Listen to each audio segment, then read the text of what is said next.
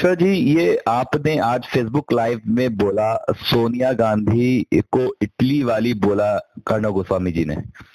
ये किस तरीके की संविधान में सुरक्षा की बात हो रही है? जिस तरीके से महिला को हम लोग बहुत ज्यादा आदर देते हैं, सम्मान देते हैं, और एक महिला जो इटली से हमारे संस्कृति को अपनाई, उसके बाद भी हम उसे इटली वाली बोलते हैं, कितने हद तक सही है? 100 में 100% गलत है।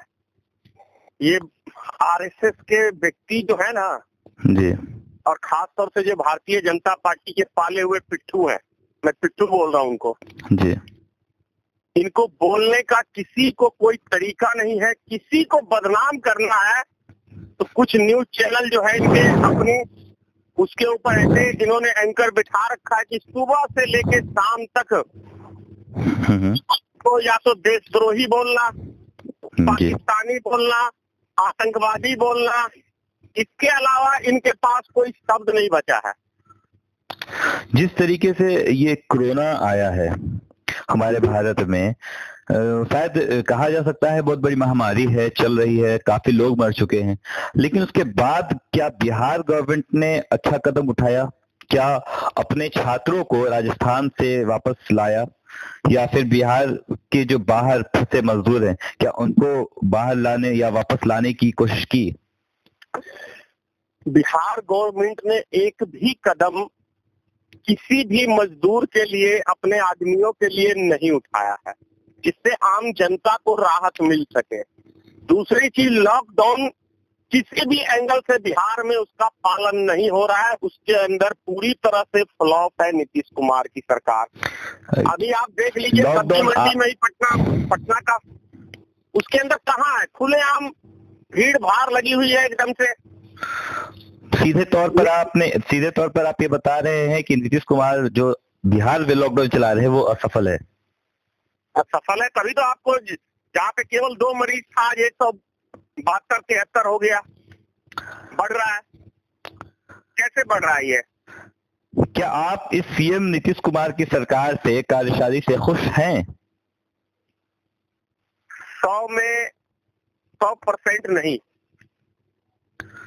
ये जो लॉकडाउन आया है, जाहिर सी बात है सारे व्यवस्था बंद हो चुके हैं, व्यापार व्यवस्था बंद हो चुके हैं। उन सबों के बीच में रिक्शा चालक और ऑटो चालक की जिंदगी कैसे कटेगी? क्या जो डेली कमाते हैं उनकी जिंदगी कैसे चलेगी? ये आप भी देख रहे हैं, आत्महत्या कर रहे हैं, भूख से मर रहे हैं, कोई पैदल चल के मर रहा है। शायद इससे बड़ा हमारे देश के लिए दूसरा कोई दुर्भाग्य नहीं हो सकता है। ऐसी सरकार को किसी भी कीमत में सत्ता में बने रहने का कोई राइट नहीं बनता है। धनेश्वर महतो जी, आपने कुछ देर पहले लाइव किया था, उसमें आपने अरविंद केजरीवाल पे भी निशाना साधते हुए कहा कि वो सिर्फ और झूठ का सहारा ले रहे हैं, झूठी तसल्ली दे रहे हैं। ये बात समझ नहीं आई हमें।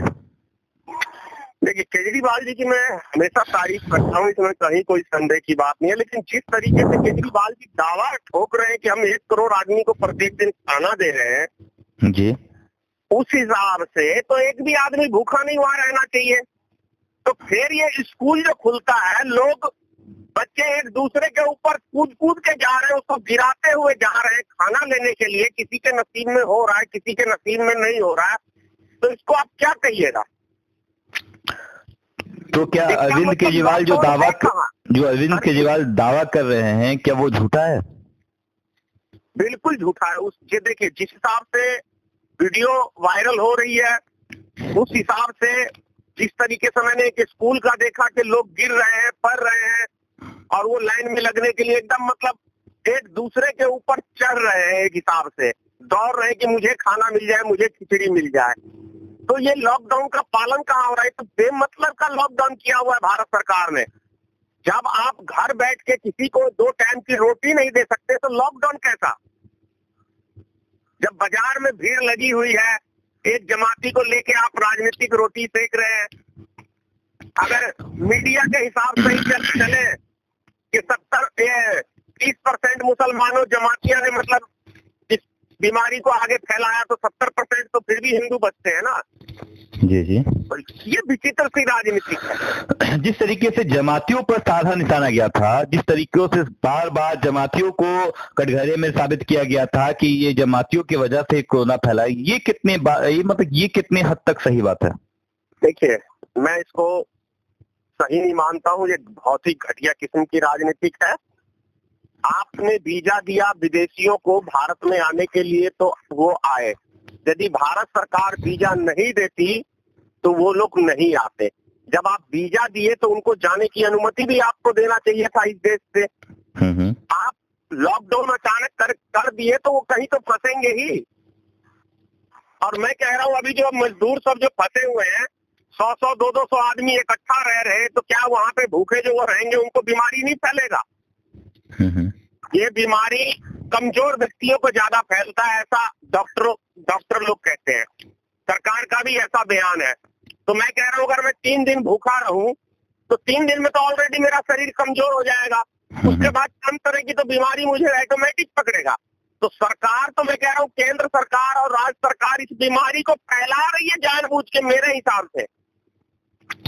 आपके हिसाब से केंद्र सरकार इस बीमारी को जानबूझकर फैला रही है? बिल्कुल फैला रही है। इससे क्या लाभ हो सकता है केंद्र सरकार को? अब मैं आपको बताऊं, एक कॉल मेरे पास आया था बनारस से। अच्छा। मैं उस कॉल की रिकॉर्डिंग नहीं कर पाया, लेकिन वो कॉल पूरे देश को हिला देता जिस तरीके की उस व्यक्ति ने मेरे से बात की थी। उसने कहा था कि अगर 2-4 करोड़ पॉपुलेशन कम हो जाए तो आपको क्या आपत्ति है? मैंने कहा पूरा आपत्ति है मुझे। जी।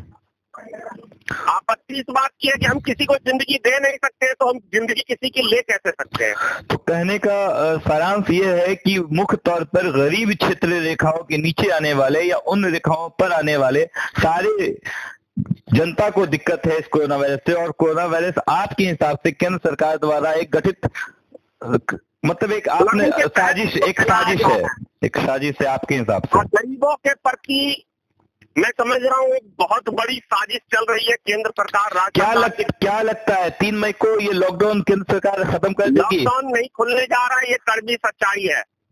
लॉकडाउन नहीं खुलने, प्लानिंग ही वही है। बीमारी बढ़ेगा तो लॉकडाउन नहीं खुलना है, गरीब सब मर जाए रूम में पैक होके। क्योंकि जब ये 2 टाइम का उनको खाना नसीब नहीं करा रहे तो इसका मतलब यही है ना।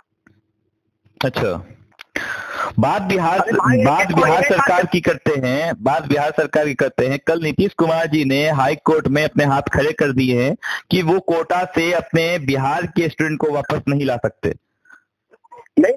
इस्तीफा दे रहे नीतीश कुमार। किसने कहा गद्दी पे बने रहने का? जी बिल्कुल। किसने कहा? और स्टूडेंट को ही क्यों लाएंगे, मजदूरों को क्यों नहीं लाएंगे? अगर यूपी सरकार ने कोटा से स्टूडेंट को मंगाया तो ये गलत है ना। जी। मजदूरों को भी उसको मंगाना चाहिए था। क्या वो मजदूर जानवर है क्या? जिस तरीके की रणनीति आप बता रहे हैं, उस तरीके की रणनीति में क्या आगामी विधानसभा चुनाव में जनता नीतीश बाबू को वोट देगी? ये तो नीतीश बाबू को समझ में आ जाएगा और भाजपा को भी समझ में आएगा कि विधानसभा चुनाव में उनका क्या हश्र होने वाला है। जो व्यक्ति, मेरे पास हजारों की संख्या में कॉल रिकॉर्डिंग है जो इनके खिलाफ है और जो कहते हैं कि यदि मैं बच के आ गया इस कोरोना वायरस से तो कोई नाम तो ले ले भाजपा का और इसका नीतीश जी का कोई। बहुत बहुत धन्यवाद धनेश्वर महतो जी, आपने हमसे बात की। वेब समाचार 24/7 आपको फिर से कॉल करेगा इस लॉकडाउन के क्षेत्र। धन्यवाद सर।